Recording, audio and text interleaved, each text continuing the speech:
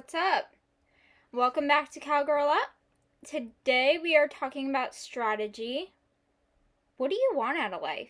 I've been getting a lot of emails from, believe it or not, overwhelmed moms. They're stressed out and still at home with the kids because the threat of COVID is not gone. I mean, some would say it's worse. So they're writing into me with problems that just may be solved with a better organizational strategy. We'll talk about that in a minute, but first I want to mention what in God's name is going on in this world. Since we live in a democracy, there will always be debate on issues, and peaceful protest is fine. But don't you dare turn to violence to solve your problems. Keep your hands to yourselves. Cops, you too. I mean, didn't we learn this when we were like 5? Yeah, no one has forgotten about the George Floyd incident. Even though he wasn't a very law-abiding citizen and he had a rap sheet about a mile long, he was still a human being. Seriously, it's like all sense of human decency went out the window. You know, our forefathers would be rolling over in their graves right now because they didn't fight and die for this country for us to go walking around being morons. I don't understand why people will turn to their fists to solve disagreements. Lawlessness is not the way to get anything done in this country. I mean, it may be tempting in the moment because you're so frustrated, but would you want that done to you? I mean, come on, people. Use your brains and stop acting like you're 2 years old. I used to be a teacher, and I taught kindergarten and first grade with multiple and severe disabilities, and let me tell you what, none of them would ever dream of acting this way. Somewhere throughout the years of our lives, we get so used to making our own rules and looking out for number one that we lose that sense of innocence and right and wrong that's instilled in us as a child. Yo, you best check yourself before you wreck yourself, before you end up in jail, because ain't nobody gonna feel bad for you when you end up in jail, because you brought it on yourself. You might be saying, well, I didn't do anything. I shouldn't have gone to jail. How did the cops know that? Let me just tell you something. There's such a thing as wrong time, wrong place. My dad taught me that one from a very young age. Everyone should probably already know this by now, but in case you don't, cops are, more often than not, quick and dirty. Things are just happening so fast around them, and they're, rounding people up to throw them in squad cars. They're not going to stop and have a rational conversation with you as to why you're there and what you're doing there. They're just not. They act out of instinct. And a lot of them don't really have a lot upstairs, which is why a lot of the asinine charges they file against people do not stick. Well, that's against the law. Here's the cold hard truth. They don't care. They got a job to do, and you might be part of their quota. Plus, you're in their line of sight, and you're annoying them. So, boop, you're done. A good rule of thumb, stay out of their line of sight. Realize and accept that this is the way things are. And stop trying to fight it the dirty way. Because the truth is, you're not gonna win. It's literally their job to make sure that you don't win. If you're not happy about how things are, be smart about it and go to law school. Then you can become a lawmaker and change things from the inside out, which is how anything gets done anyway. Of course, I'm speaking about the protests on Capitol Hill this past week that involved over 100 people. Where does all this violence end? Protesters started their march in Pennsylvania, but they probably never dreamed that the day would end how it did. More than 30 homes and cars getting broken into and 4 human lives taken? First of all, people work very hard for their things, their homes, their cars, their belongings. Don't mess with that, okay? And taking human lives, like, that's just so far out of line. And you know what? It was the cops who did it. So that's the part that confuses me, because aren't you, as a police officer, when you get the job, you swear to protect America, not kill Americans? Yes, that lady was out of line, and she somehow got into the Capitol building. But oh no, like, that doesn't mean you have to kill her, arrest her, or whatever. But don't kill someone. Think about that for a minute. Remember how the nation came together as a whole after the attacks on the World Trade Centers 20 years ago this September? Why did we go right back to turning against each other and killing each other, which is just what the terrorists wanted anyway? Anyway, that's just my take on the sad state of affairs that this world is in. Dun dun dun! Back to moms! Don't try to do it all. A lot of moms nowadays are modern day saints, and God bless them, they try to do it all themselves with no help. There simply aren't enough hours in the day, and you don't need to stress yourself out like this. You're not only making your life harder by working yourself to the bone, but you're also making your kids' lives harder in the future. Let me explain that one. Start teaching them the life skills that they will need to one day live on their own, which is the ultimate goal of parenting anyway. They need to learn that the house doesn't clean itself. They need to know how to do laundry, sweep the floor, mop the floor, do dishes, etc. Delegate responsibility, just like you would in the workplace. I mean, you are the CEO of your household. My mom did this when she first bought our horse farm.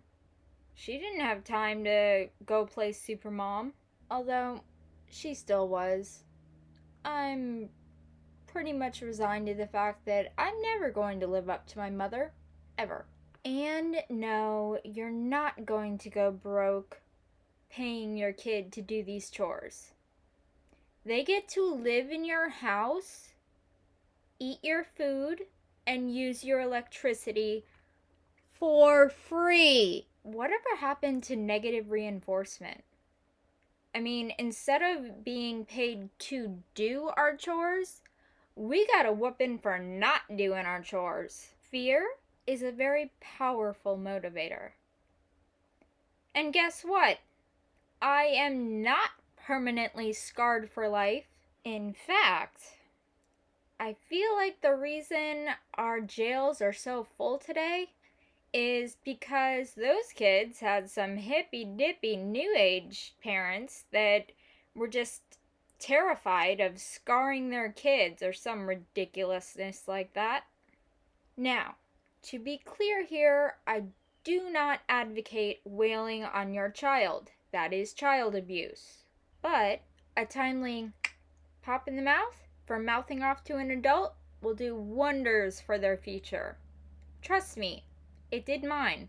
Having chores and things probably will not be popular with the kids, but trust me, they will thank you for it later in life. And even if they don't know it, which they probably don't, but it's making them a better person, because they're gonna realize everything you do every day. Kids will live up to your expectations. So if you expect nothing from them, that's exactly what you'll get. Now, when I was a kid, allowance wasn't really a big thing at my house. Maybe like $1 a week, just to satisfy child labor laws. Let me explain my parents' thinking behind this. See, if we had it, then we could spend it on whatever we wanted, including illegal things, which you know kids are doing. I mean, it's all over Facebook and Snapchat. Kids are not the brightest, thank God. So, my parents actually just bought us whatever we wanted, only if they actually wanted us to have it. You know, I never understood why we couldn't have allowance back then, but now I get it.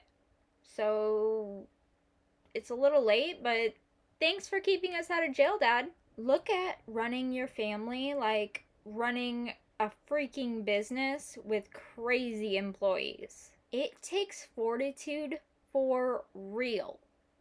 Keep these skills in mind. Most all moms have this first one down pat, and that's your cognitive strategy. Having the skills needed to identify a problem's causes and possible solutions in a fast-paced family environment.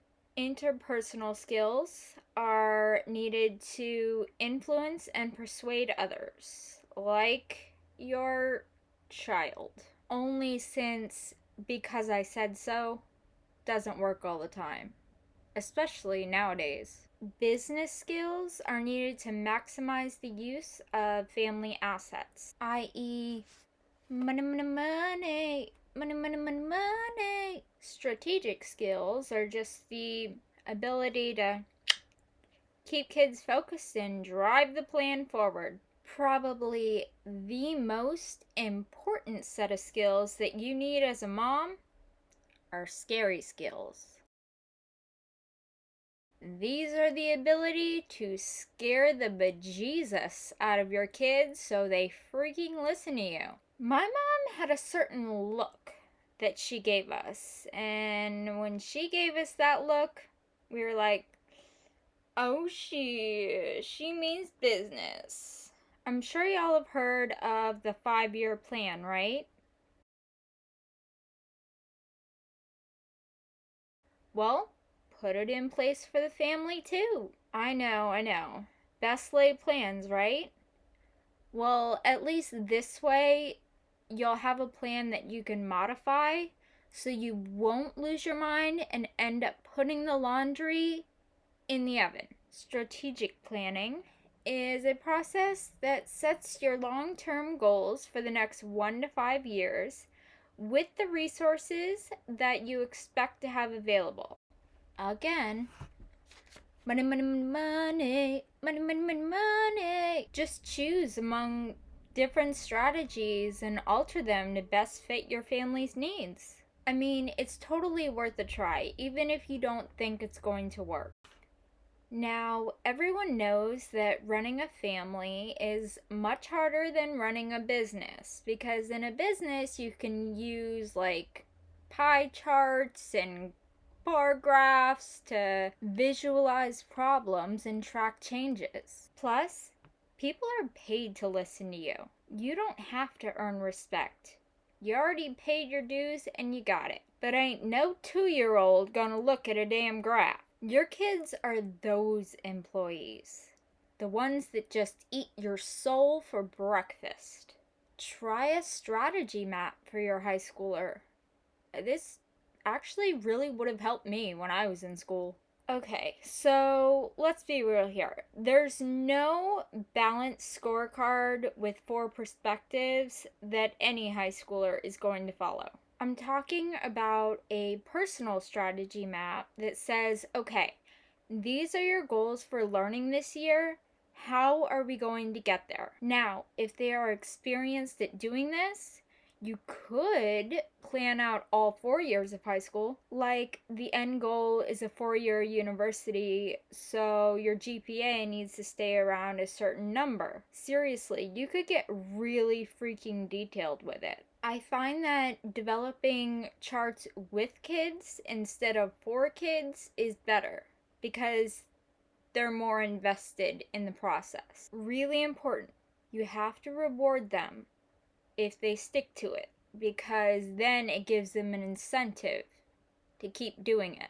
All kids want money to buy snacks. They gotta have snacks and V-Bucks. So make them earn it. Really, like, whatever happened to chore charts? I feel bad for the kids who are just given everything because then they grow up to behave like Donald Trump. Now, Trump doesn't like me because he's friends with Ben Carson and I sued Carson.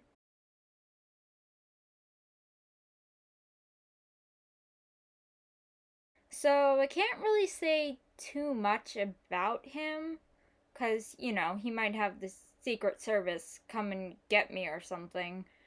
I mean, I don't even know. Does he actually have Secret Service anymore since he was impeached? Twice? But yeah. So if y'all don't hear from me for a while, you'll know what happened to me. We all know how much people love Trump's lovely attitude, so let's just not. He seriously did need a timeout. So continuing with the high schooler example, maintaining his grades to get into college. Let your kid know that college is super competitive. I mean, I didn't get in a lot of places and I had at least a 3.0. I mean, I don't remember exactly what I had because, like, high school was a while ago. Colleges look for well-rounded people, so definitely get the kids volunteering, which you have to do anyway for Florida Bright Futures Scholarship, but volunteering, play sports, join clubs, and even run for class president. I rode horses in high school, so I didn't have time for any of these things, but I didn't know you needed to. At the time, I didn't know that you needed to do any of these things to tip the scales in your favor, but I figured it out. A little too late. Thanks, guidance counselor. Really, totally did me a solid right there. Thank you. These were just some life hacks totally ripped off from some business hacks. I hope this episode of Cowgirl Up helped you a little bit, or at the very least was mildly entertaining. If so, please like, subscribe, and comment below on your favorite part. And I only make videos that I think are actually going to help people, so let me know what you want to see. This is Cowgirl Up, signing off. So until next time, bye guys.